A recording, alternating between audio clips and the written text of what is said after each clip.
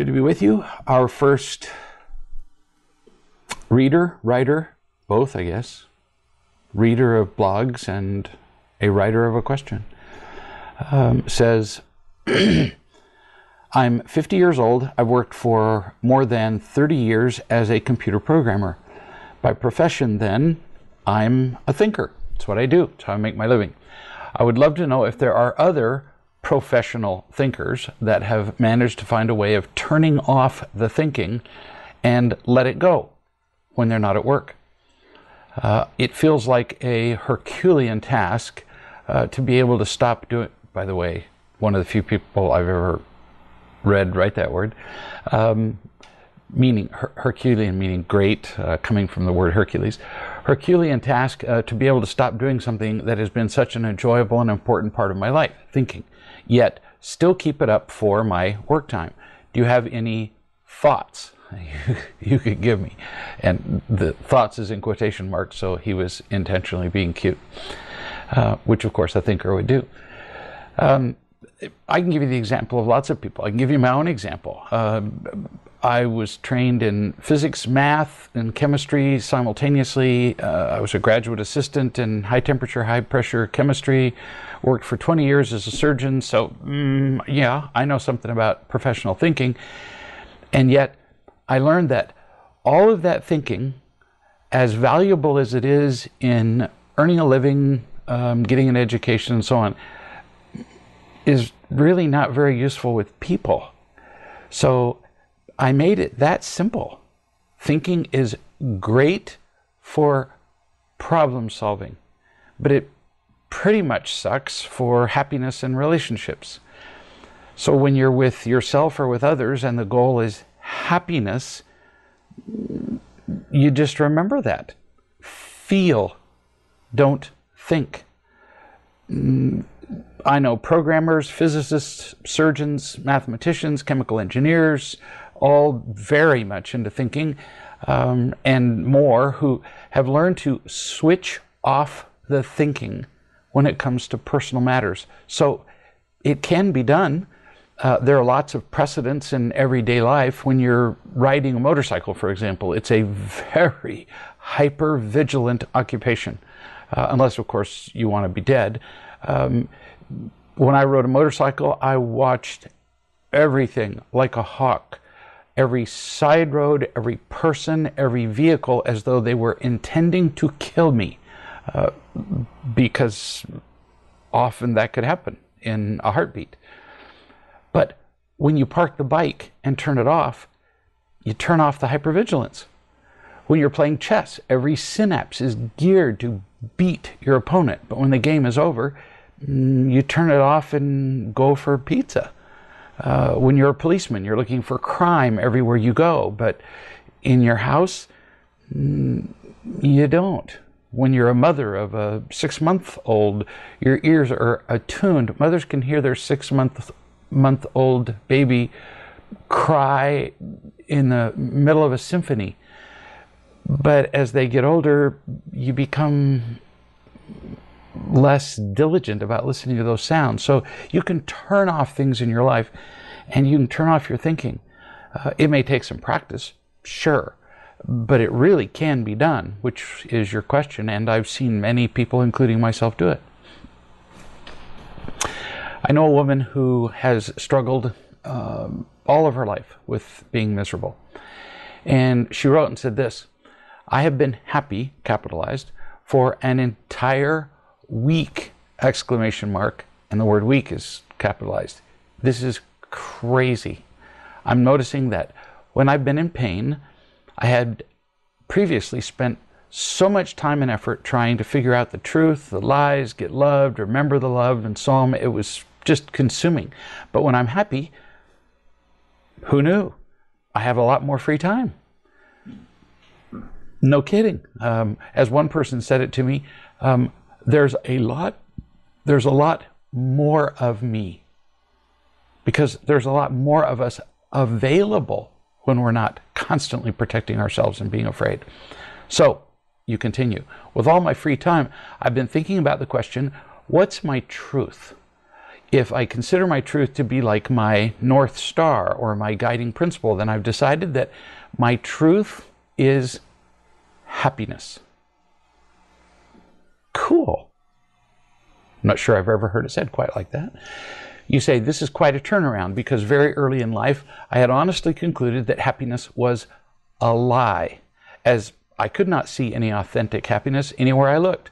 Not sure why I wasn't fooled by surface appearances, people who appeared to be happy, but I wasn't. Maybe in my hypersensitivity, I could just feel the underlying misery of people. I'm not sure. So now that my truth is happiness, I know that any feeling other than happiness is contaminated with some kind of lie. And when I see my flaws, I just get to tell the truth about them. And I don't have to give up my happiness to do that. Amazing. No kidding. This is very cool, what you've written. Love is the truth. No kidding. Happiness is how we were meant to live. It is the truth. If we're not happy, as you say, there is a lie involved. We are believing something that is not true. If we're not happy, we're believing, for example, that we're not worthwhile. We're believing that we have to earn people's approval. We're believing that love doesn't last. We're believing any number of many lies, that other people can hurt us, that other people are responsible for our victimhood. It just sort of goes on and on. At the bottom of unhappiness are lies. Every time. You continue. As I take on more challenges, I'm sure that I will need to learn lots of new lessons. But right now, I'm just enjoying being happy. Well, good for you. You deserve it. Sometimes people bug me about what's my next step, and I say, well, how about if you just enjoy the one you're on? You don't have to earn your happiness or prove it or doubt it. Just like it. Woohoo. There's a man who's been Skyping me lately regularly from Austria, and he had a just crushing childhood. He was micromanaged by his mother, which means micromanaged means constantly criticized and controlled and manipulated. It just destroyed him. And so here he is, 30 years old, and just, a year or so ago, he moved out because he realized that he was going to be emotionally dead, and that was going to be followed by physical death. There's not a better word. When he comes on Skype, it's like turning on a light. He just lights up. At one point he says, I have a hard time trusting. And I said, well, maybe, but you're doing a pretty good job of trusting right now. And he giggled like a child whose finger painting was being displayed before the class. Not in a praise way. He just giggled with the delight of having made it, of having been told that what he did it was okay to have fun with it. He does experience a roller coaster because, he's come out of a living hell, and trusting love is new to him. But I'm confident for the first time that he says, I am confident for the first time that after feeling good, there's more good. As opposed to what he's learned all of his life, which is if you dare to feel good for even a moment, then the wrath of God and men will come down on your head and steal it away. It's just pretty fun to watch somebody who's just barely beginning to experience real love change this dramatically. And the difference is trusting. It took him several tries. He went through several people.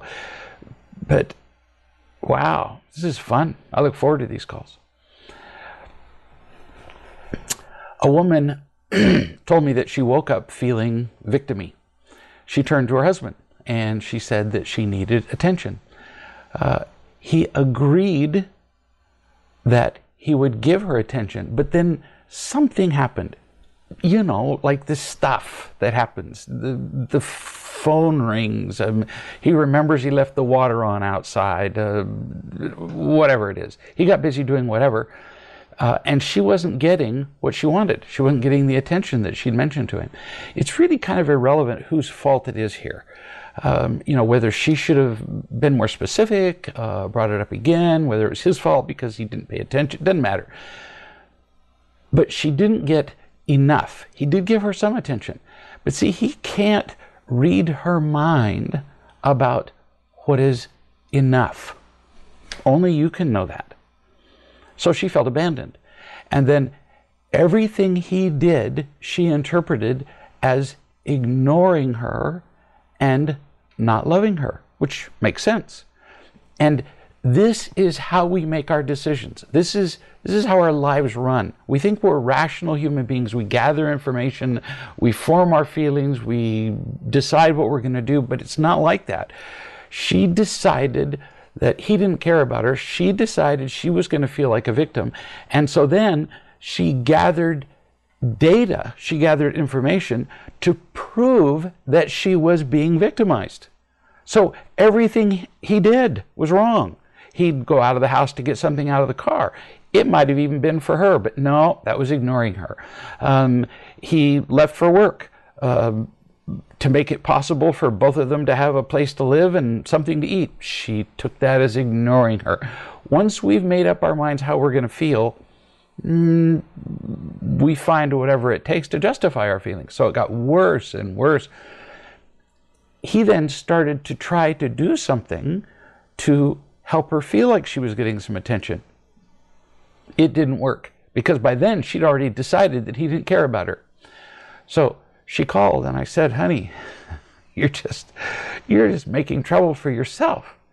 You didn't tell him what you needed clearly enough or soon enough. She said, well, but I did tell. No, all you've been saying is he didn't do enough. Well, neither did you. So yes, you may have told him that you're going to need some attention, but you didn't tell him how much fear you were in. You didn't tell him that when he left the room that you would need him to come back within a couple of minutes. You get to do that. It's something that I'm saying to people more and more often. Sooner, clearer. What we do is what she did. He left the room and she thought, well, it's okay. I'll put up with this for a minute. No, it's not okay. Because every second he was out of the room, she was feeling worse and then looking for information to confirm the way she was feeling. She needed to speak up immediately, because when we say, well, I hate to cause trouble. Oh, we're already in trouble. So the longer we wait, the more our resentment builds. And then by the time we say, I need attention, wow, now we're well down the river. And then nothing that anybody does makes any difference. Sooner, clearer. She said, so she finally asked a productive question. She said, so what can I do now? Easy. Go and tell him you blew it. Go and tell him you should have been clearer. And say, let's start the day over. And she did. And it worked beautifully. This is an example of listening. She listened. She came to me wanting me to sympathize with her being a victim, with her being hurt. And that's not what she needed. I told her what she needed to hear, not what she wanted to hear. And she stopped and listened. That's a miracle every time I see it. Sylvie's story, although, yeah, this one involves her sister. Her sister, Bonnie, who at the time was 4 months old. I have no clue. I think Bonnie's a year old now. See, grandchildren keep changing their ages, which is really quite thoughtless of them. Bonnie was having a hard time falling asleep in her swing. So Sylvie, who was then 3, sat next to her and sang some lullabies, which is, that would be worth having a movie of. And Bonnie fell asleep pretty quickly. And my daughter, Jeanette, says, I told Sylvie, when you sang to Bonnie, it really helped calm her down and helped her fall asleep. But Sylvie corrected me and said, it's really just because I love her. Oh, what a sweet thing. Nobody told her to do it. She didn't feel obligated to do it. She just loved her little sister. And notice that Jeanette didn't praise Sylvie. Oh, what a good girl you are for singing to your sister. Now that's the kind of thing that gets kids in trouble, because then they strive to duplicate the praise and then they become people pleasers. No, she said, when you sang to Bonnie, it helped her calm down and fall asleep. That's called information as opposed to praise. Because people ask me all the time, well, if you don't praise your kids, then what do you do? You describe the effect of what they're doing. You give it a name. You help them understand what they're doing. This is a mother of an adult child who wrote to me and said, without my being afraid and trying to stay in control, the constant tug of war that was the relationship between my daughter and me is finally relaxing, like a lot. I called and asked if she'd like to meet with me for lunch yesterday. And in the first place, she accepted, which she wouldn't have done in the past. And we enjoyed about 90 minutes together. And then we just separated. There was no clinging, no fear. It felt really soft, which, as you know, has not been the norm for me. And today she was sharing her plans for work and life and so on. And I got all excited and started pointing out the coolness of what she was saying. I was wanting to help her plan some of these things she was talking about. And she just calmly interrupted me and said, Mom, you're taking my happy news and turning it into a life lesson. Would you mind just listening? Sheesh. Perfect. No anger on her part, no victim on my part. I said, oops, you're right. And then I listened. I'm feeling really calm and grateful. This is, for everybody who's listening, this is a really great example of somebody who's not listening and then is told by the person who's not being listened to, would you mind just listening to me? And then having it turn into genuine listening instead of a fight. This is a flawless example. The laws of happiness are predictable. They really are, just like gravity. Every time I knock a glass off, it falls to the floor, which I've learned many, many times.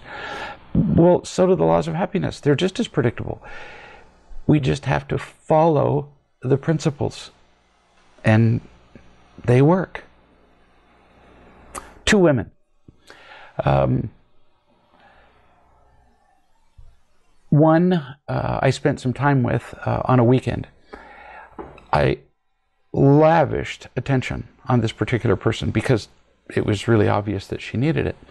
And when she left, she did, although I recommended it, she didn't call. There was no follow-up. She didn't call anybody in the group, although there was a Facebook page established for that particular group.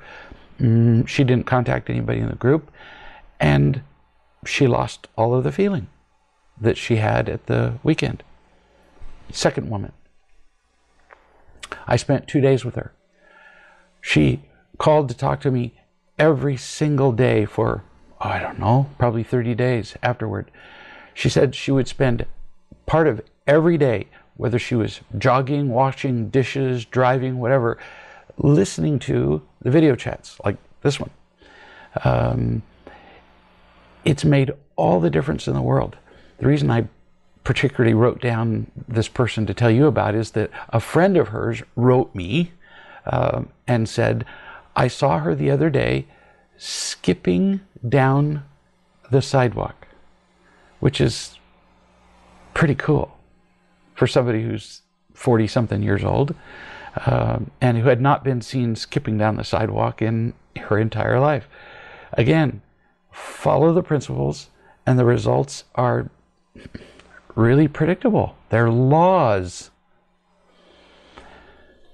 Here's a young lady who writes and says, "Hi, dash, dash, dash."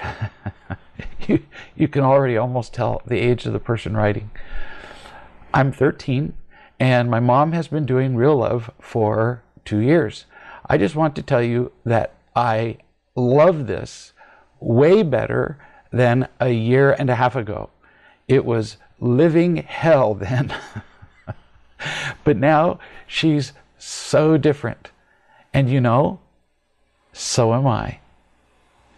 You don't get better praise about a parent than from a child who says it was living hell and now it's so different, and so am I. Pretty good. She's 13 and very observant. Our children are far more observant than we think. I tell stories about Sylvie, and more send me stories. I'll tell your stories. I'm getting stories about other children who are being raised in real love, and they're just as predictable as Sylvie's stories. Raise a child lovingly, and the child will be different from most other children. This mother says, "I'm finding that overall, it's really quite simple to respect Zoe's law of choice." Now, this is a child who, at the time of the writing, I think is like 14 months old. So this is a little kid. If she wants to feed herself, but she's not yet able to use a spoon. Now, what would most parents do? This is a parenthesis on my part. Most parents would, of course, control the child's hands, insist on feeding the child, ignore the child's insistence on feeding herself, because of course then food goes all over the place. Now, what does this mother do? Let me continue. She says, "I gave her 2 spoons, one to hold in each hand, so she can practice feeding herself," which of course is, as we all know, in the beginning, a nightmare of a precision experience. She said, "But I let her practice feeding herself, putting food in her ears and her hair, while I feed her from a 3rd spoon." I have never thought of doing that before. It's very clever. So it respects her choice to try to feed herself while you get to actually feed the kid. So everybody wins. Cool. Or if she takes my wallet, she might not want to hand it directly back to me. We've all seen this argument, haven't we? The 14-month-old has your wallet, and you're afraid that they're going to, throw up on it, pee on it, stick it in their poopy diaper, lose it. And so we insist on taking the wallet. She says, if she takes my wallet, she may not want to hand it to me directly. Kids don't like to be forced. They just have this inner meter that goes, you try to make me, it's the little law of choice sensor. But she doesn't mind, the mother continues, putting it back in my purse. So instead of mom reaching out and grabbing the wallet, which is what most of us parents did or do now, she sticks her hand out to get the wallet, and if the child won't return, then she holds her purse out and she'll put it back in the purse. We don't give children choices nearly enough.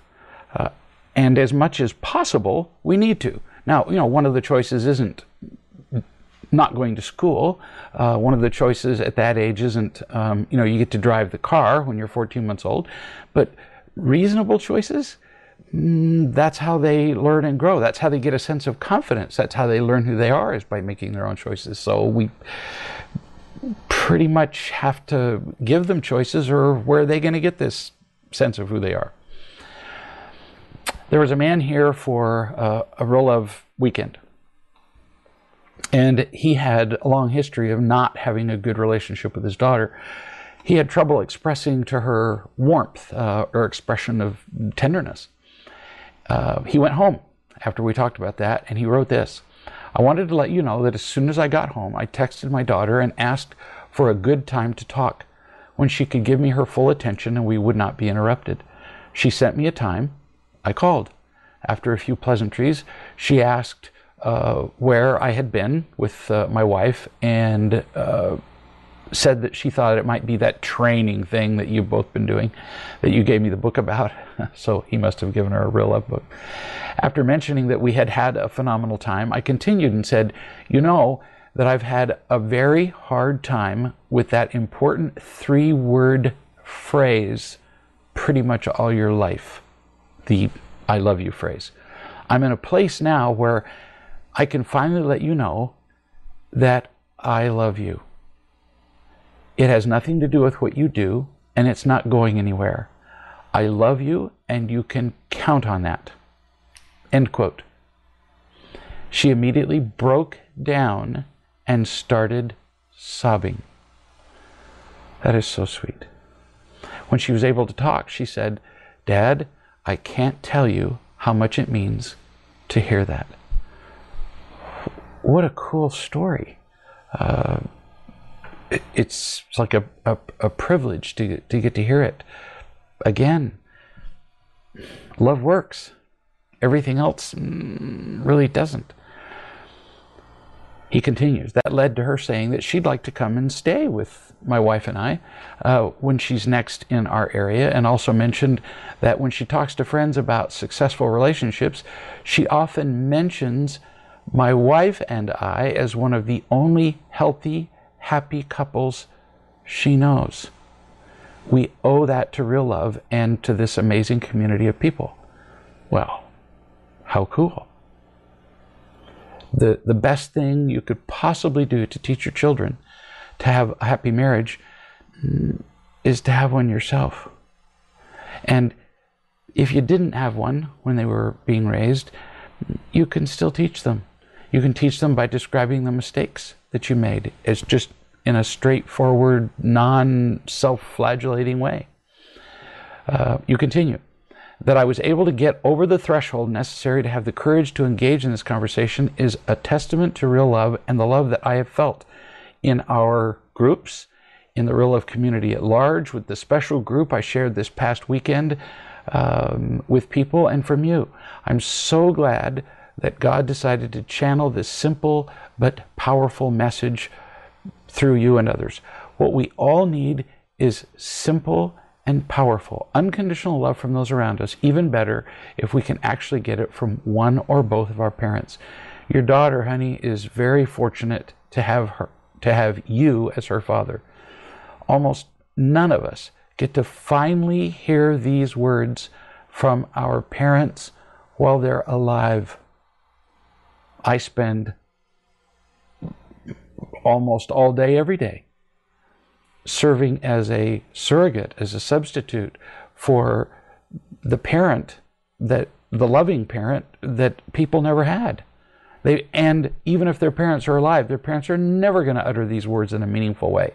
So your daughter is very fortunate, as of course are you, because you're enjoying this too.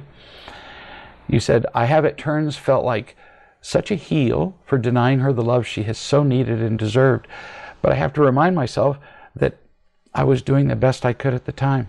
Now, thankfully, I know much better, and it's my responsibility to keep myself filled up to the point that I can continue to spread the love to all those around me.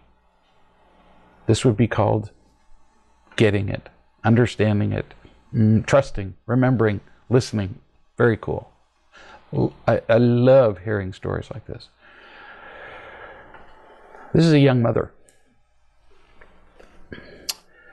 I was on Pinterest the other day, and I saw the picture of a dad napping with a toddler who was also napping on his chest. And the caption said, I remember this safe feeling as a child, and I look forward to my own children experiencing it. I was so struck by it. I thought, I have no idea what that feels like. More accurately, I know it from the times that you loved me and I was able to let my guard down, but I have zero memory of that in my childhood. But my young daughter is already knowing that feeling and will know it for the rest of her life. Is that a miracle or what? Your child will have those feelings that you didn't get until you were an adult. She gets to skip a whole generation of pain. And what a blessing you're giving her, and which you're receiving yourself. You continue. Actually, yesterday, I showed my husband a picture of our daughter curled up on me, very similar to the picture I saw on Pinterest, and he said, "This is so amazing that we're doing this." Now, I want to tell you that what I'm reading here that her husband said, one would never, never, ever have guessed, even as long as just 2 years ago, that these words could come from this man's mouth. He said, "This is so amazing that we're doing this. This is what we are meant to be doing with our lives. Raising a bunch of kids the right way, loving them this much from the beginning." I mean, what a dad, huh? I mean, this is as cool as parenting gets. And this from a guy, like I said, who you wouldn't have expected this from 2 years ago. And these words from a woman who, at times, has wanted to throw him out the window of their apartment. We really can learn. We really can change as we learn. And just in this one video chat, I've given you quite a number of examples of people who've been able to do that. There are many, many, many, many, many more. Here's somebody who writes, and I don't remember who. "After the events of New Year's Eve, I had been feeling angry towards some family members. I've wanted to tell them about themselves. I'm glad to say that I've kept my mouth shut. I've also realized that if I'm angry, I'm wrong. Wrong for wanting to control them and what they do. I know I can't do that. Your anger is understandable. Your family deprived you of love that you deserved to have from the time you were an infant. But if you, in your words, told them about themselves, they certainly wouldn't listen," which, of course, you realize, which is why you shut up. So it was very wise that you did that. You continue, "I've been thinking about the coming year and what I want to do differently. I have an overwhelming urge to convey the message to my family that I'm taking steps to change my behaviors, especially the rescuing and fixing, and that I want to look after myself more. Partly to say that me being less available does not mean that I don't love them, but also by saying it to them, it confirms in my own mind what I'm going to do differently now, and that I will only give to them what I can give freely instead of constantly people-pleasing. My fear here is that if they keep chipping away at me, I will crumble and go back to the old ways and revert back to my old behaviors, which were killing me. I really don't want to do this. You have good reason to fear, or at least be aware, because they will chip away at you. Family dynamics are established over generations, not just years. And so they're pretty set in stone. So if you attempt to change, they're going to attempt to bring you right back into the role that you've been filling up to this point in your life. For some people, it's people-pleasing. For some people, it's leadership. Everybody has an assigned role in the family. And if you decide to change your role on your own without consulting everyone, there are people who are not going to like it. You continue. I've drafted an email below. Just reading that made me go. Because I've read so many emails from people that they have drafted to their families and said to me, now, I've gone through the email and I've taken out all the accusations. Then every single sentence is an accusation. So you say, I've drafted an email that I want to send to my family. Would you mind reading it and giving me some feedback? I'm afraid that they will disapprove of my choices and won't love me. I'm aware that they can't love me. So really, I'm afraid of losing something that doesn't exist. Exactly. And that's very useful to remember. When you're afraid that they won't love you, remember, they already don't. So you can't really lose. Although you can say some things that can make things temporarily worse. So here's the email. Dearest family, today I'd like to share with you my thoughts for the coming year. Not unreasonable. People make New Year's resolutions. I'm going to look after myself better, and I'm going to be more honest and open about myself. I'm choosing to be happier. I've learned that all my life I've tried to buy the love of other people by people-pleasing, doing things for others, rescuing, fixing them, being there for others, even when I've been exhausted or had my own stuff going on. That's really very nice, because you're clear, but you're not accusing them of anything. You're saying what you've done. Most people wouldn't write a letter like this. You continue. I now know that I don't need to buy the love of others. They get to choose whether they love me as I am or not. And I've realized that all my life I've believed that rescuing others, supporting them through their problems, and helping them to sort it out was me loving them. It's not. I'm being controlled by not letting other people make their own choices. Excuse me. It says I'm being controlling by not leaving other people to make their own choices without my influence in doing what I think is right for them. I've done this all my life, particularly with you guys, and I apologize for that. I didn't know any different. I've also left myself mentally exhausted. One of my behaviors that I'm changing is rescuing or fixing others. I'm not going to do this anymore, and I'll focus on myself. I'm learning to take better care of myself so I can be a more loving mother to her daughter, more loving wife, sister, aunt, daughter, all that. I learned a lot over Christmas and from the New Year's Eve party at Mom's house. 2 family members informed me in separate conversations that they were upset or angry at me for my not being there for them recently and not calling them to see how they've been. In case anyone else feels this way, I want to tell you that my not being so available is nothing personal. I've just been taking time out to look after myself. This is really going very nicely. Just very clear. I wrote a similar letter to my family 20 years ago, just saying I wasn't going to do Christmas presents anymore. Similar kind of thing. No accusations, not other people should be like me, not we've all been doing it wrong. No, just here's what I'm going to do. You continue. Having said that, you are my family, and I love you all very much. If anyone does wish to speak to me, share what's going on in their lives, I'd love to hear it. I'm choosing not to get involved, though, in people's dramas anymore, so I won't be available to listen to poor me stories or blaming, and I will avoid those. This is going to take time and will mean that I'm not available as much. It's said very nicely. It's not poking at anybody.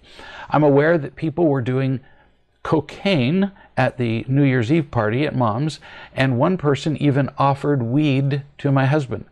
While I know that I can't and will not try to control the choices of others, I can make my own choices.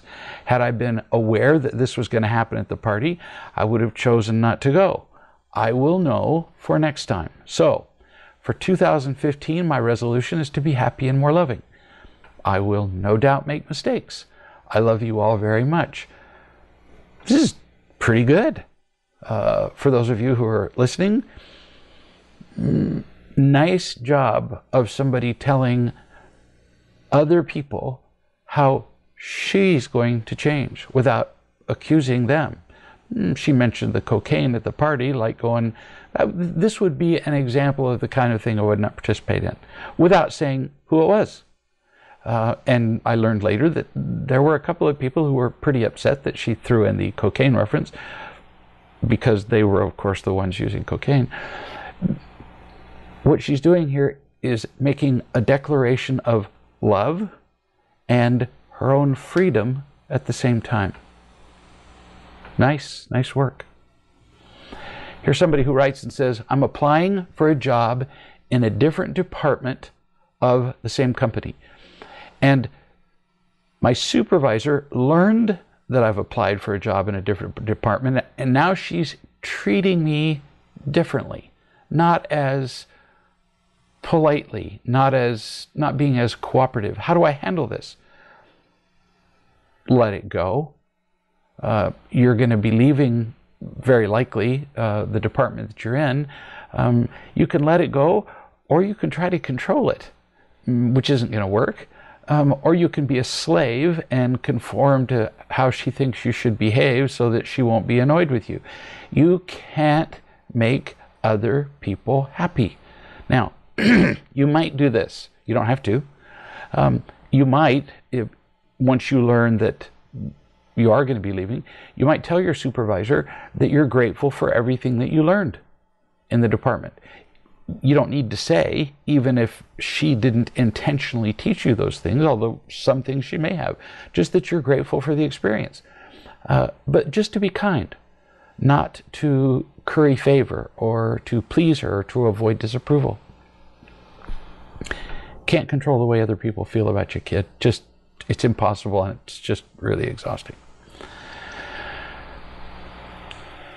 I know a woman who's married to a man who has controlled her all of her marriage, browbeaten her, criticized her, yelled at her, kept her up at night, demanded sex, and more. And she wrote this: I feel like I need to get my feet back on the ground after the holidays. My oldest daughter and family were here for a week. Fred, we'll call him, didn't like the way that they were doing things, my daughter, and tried to control the plans of everyone, which my daughter hated, and he insisted that I intervene and make her do things his way.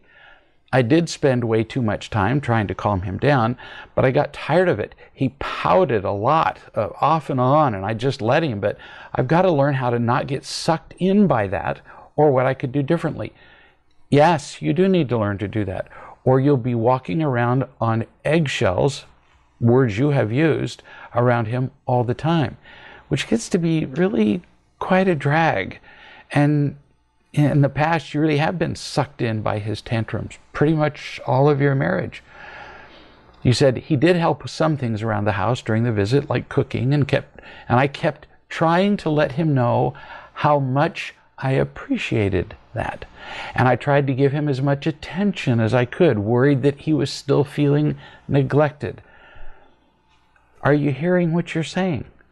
He's being controlling. He's having tantrums. He's trying to control you and your daughter. And you are responding how? By frantically trying to give him attention and gratitude so he doesn't blow up.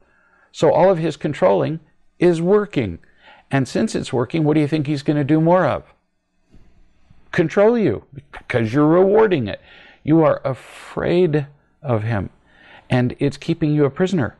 He's convinced you that you are responsible for his feelings. You're not. And as long as he keeps convincing you, well, then he's going to keep making you responsible for his feelings. He's never going to take responsibility for his own.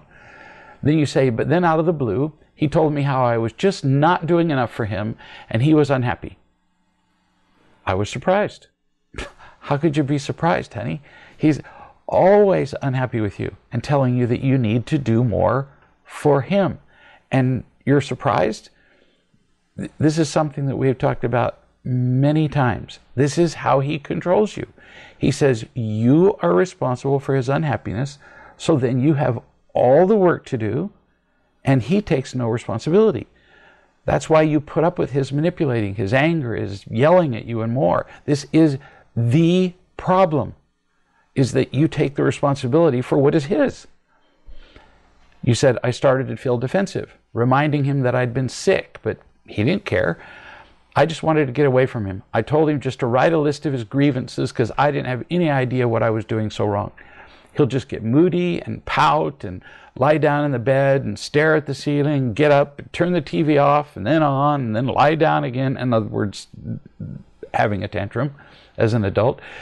He seems to have these expectations of what I should be doing, but I don't know what he's thinking. It's crazy making. And it's because he doesn't take responsibility for himself, my dear. He's like a child. He has to have what he wants every time and right now. But the real problem is not so much him, because he's not going to see this on his own. It's that you actually play this game with him. And you've been shown that you're playing this game with him. You can see what you're doing. He can't. I'm not criticizing you. I'm just telling you how you cause your own misery here because I care about you, because it's miserable. You said other times he's wonderful. It all seems to depend on how I'm behaving at the time. Can you give me some insight? Yeah. You just said he's wonderful when I do what he wants. That's not wonderful. He's just happy on the occasions when he can control you and when you're a prisoner. That's not called wonderful. That's called his enjoying having you as a slave. So bit by bit, you're going to wake up to this. I just have confidence that you will. And we'll stop being, in your own words, frantically trying to please him.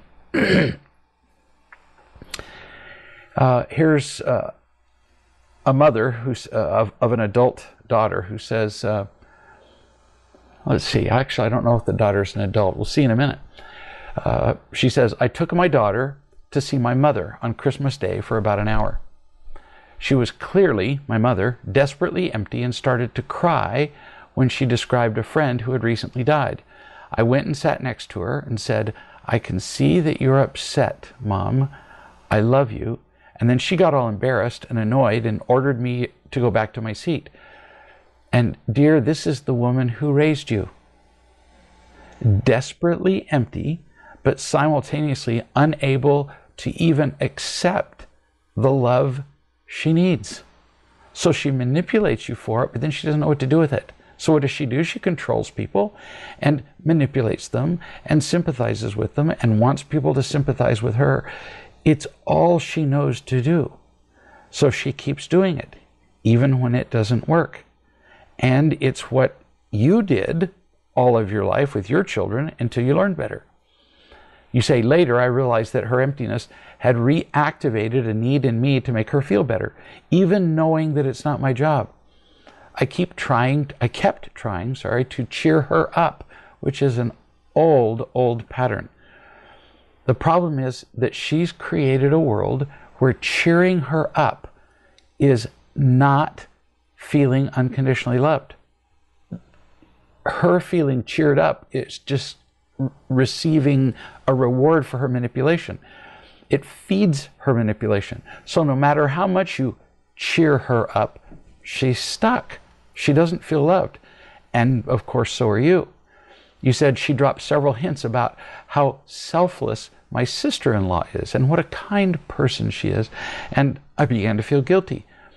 She's gotten no unconditional love in her life. She's deaf to anything about real love. She's in physical pain most of the time with numerous diseases, and immediately shuts down when she reveals any emotional pain. Is there anything more I could do or should do? Just be kind. And be kind when you can and how much you can and in the way you can. But be kind because you choose to, not for the purpose of making her feel better, even though that's what she's demanding. Make me feel better. If you try to do that, you will lose. You be kind just because kindness is the best way to live and you care about her. You said your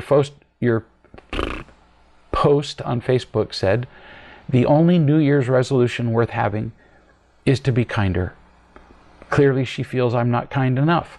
I could do more for her and with her, but it would require even more time away from my husband and children. Be kinder to her as gradually and honestly as you can, but that's all. But you're not fixing her. You're not trying to make her happy. In the process of being kind to her, you have to be really careful to not try to be kind so that she will stop demanding kindness from you, because then you're just being manipulated. And then what she calls kindness would actually just from you be enabling a victim. So it's really very complicated with victims, or at least they make it complicated, but it's not complicated for you. You love her as you can. You love her as you choose to. Done. And you ignore the manipulations. Here's somebody who says, I'm filling out my final divorce papers. My husband has had them for months and done nothing, so I'm doing them. A friend asked me if my husband knew that my initiating divorce was due to his inaction, specifically because he never did anything in response to my requests that we do therapy or counseling or anything. I said, no, he probably doesn't know that that's why I'm moving forward. Then I realized that, yeah, he has said in many ways, several times, that he will not do therapy. Right. Words mean nothing. He has screamed with his inaction that he's not willing to do anything to have a happy marriage. He says he wants to stay married to you, which is why he didn't work on the paperwork. But really, he wants the convenience of you, the companionship of you, the perks of you, the idea of you, but not you. Because that would require that he actually learn to love you. See? Pretty clear. He's been very clear with his behavior. You get confused when he says things like, no, I really love you and I want to stay married. That's just way easy to say. I can say I want to be an Olympic athlete, but clearly I have no interest in training to become one. Never have had. So no, I really don't want to be. The words mean not a thing. You continue. So I never asked him or put it this way. Either you do an intervention or we divorce. Some of what I suffer from is thinking that if I just say it the right way, everything will be different. I also shy away from stating the directness of my point at times with him. He is so slippery when I get direct. If he said yes to an intervention, I don't trust that anything would change. He would be slippery and he would pretend to comply, and then everything would be the same. So is that wrong or bad on my part? Not really. He has given you mountains of evidence over a period of many years that he's not interested in learning anything. Nothing about himself, nothing about you, nothing about loving, nothing about marriage. So he's not trustworthy. I choose to trust the people that I meet. I choose to trust them just at the start. I choose to give them my trust. And then if somebody proves beyond doubt that they can't be trusted, they steal money every time they're in my house. I had one of my kids' friends. He'd come over to the house and money would go missing every time he was here. I've always just trusted my kids' friends.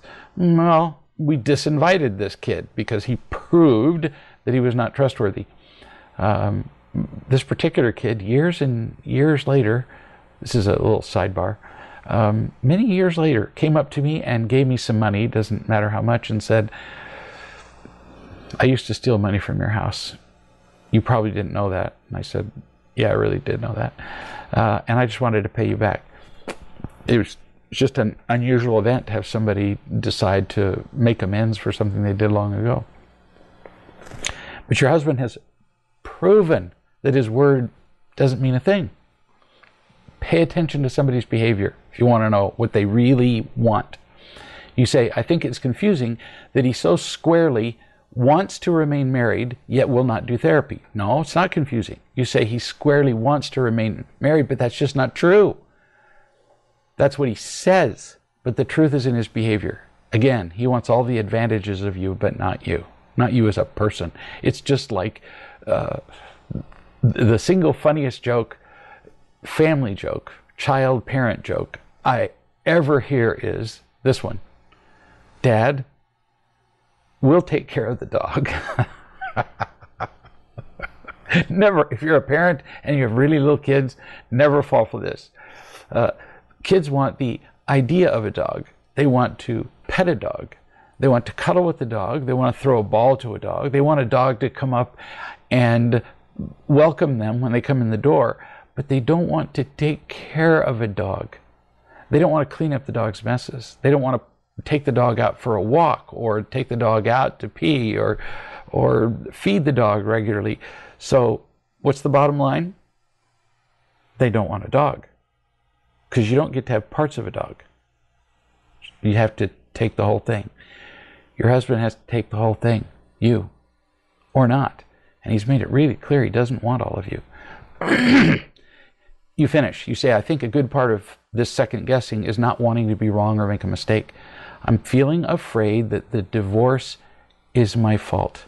Some part of me is really getting the loss too. My intuition keeps telling me, though, that divorce is the next right step. Well, honey, only you can know. And if you have to make a complicated decision, listening to your intuition is the way to go. Only you can know this. So now, is part of the divorce your fault? Sure. That's always the case. Sure, you weren't unconditionally loving, but you were willing to learn. And he wasn't. Like, not even a little bit.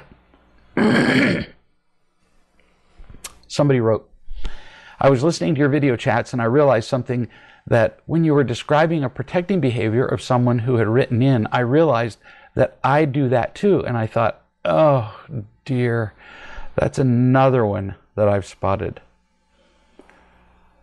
I'm making a suggestion. Instead of saying, oh dear, that's another one, try saying this, oh good, I see another one. Now I can make a different choice. Just a thought. It's information.